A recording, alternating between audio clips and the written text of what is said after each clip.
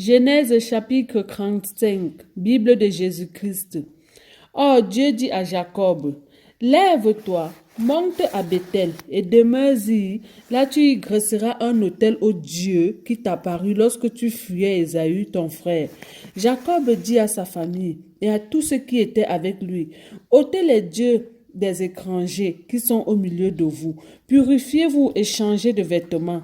Levons-nous et montons à Bethel. Là, je dresserai un autel au Dieu qui m'a exaucé dans le jour de ma détresse et qui a été avec moi dans le chemin où j'ai marché. Alors il donnait à Jacob tous les dieux des étrangers qui étaient entre leurs mains et les anneaux qui étaient à leurs oreilles.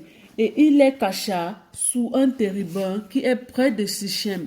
Puis il partit et Dieu frappa de terreur les villes qui les entouraient et l'on ne poursuivit point les fils de Jacob.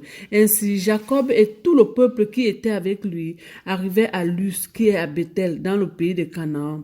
Il bâtit là un autel et il appela ce lieu El Bethel, le Dieu puissant de Bethel, car c'est là que Dieu s'était révélé à lui lorsqu'il fuyait son frère.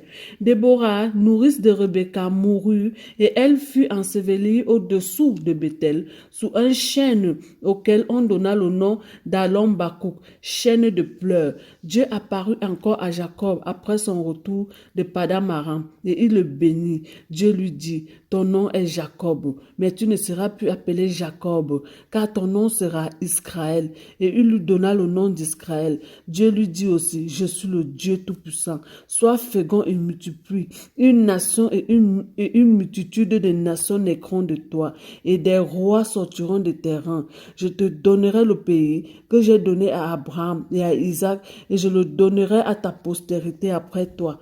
Dieu s'éleva au-dessus de lui dans le lieu où il lui avait parlé. Et Jacob dressa un monument dans le lieu où Dieu lui avait parlé, à savoir un monument de pierre. Et il fit dessus une libation et y versa de l'huile.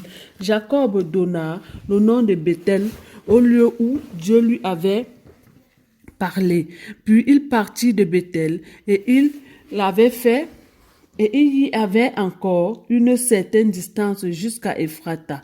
Lorsque Rachel accoucha, elle eut un accouchement difficile. Et comme elle avait beaucoup de peine à accoucher, la sage-femme lui dit, ne crains point, car tu as encore un fils. Et comme elle rendait l'âme, car elle était mourante, elle lui donna le nom de Ben-Onim, mais son père l'appela Benjamin. C'est ainsi que mourut Rachel et elle fut ensevelie sur le chemin d'Ephrata, qui est Bethel. Jacob dressa un monument sur son sépulcre. C'est le monument de sépulcre de Rachel qui subsiste encore aujourd'hui.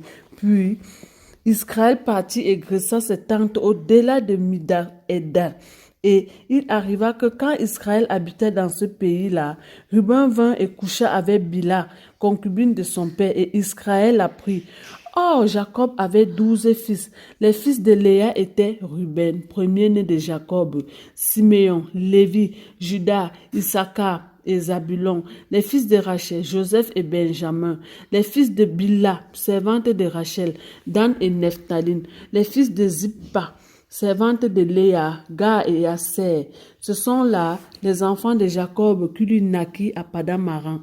Jacob arriva auprès d'Isaac son père à la plaine de Maré, à Kija-Abba, qui est Hébron, où Abraham et Isaac avaient séjourné comme étrangers. Les jours d'Isaac furent de 180 ans. Isaac expira et mourut et fut recueilli auprès de son peuple, âgé et rassasié de jours. Et Ésaü et Jacob, ses fils, l'ensevelirent. Pour le nom du Seigneur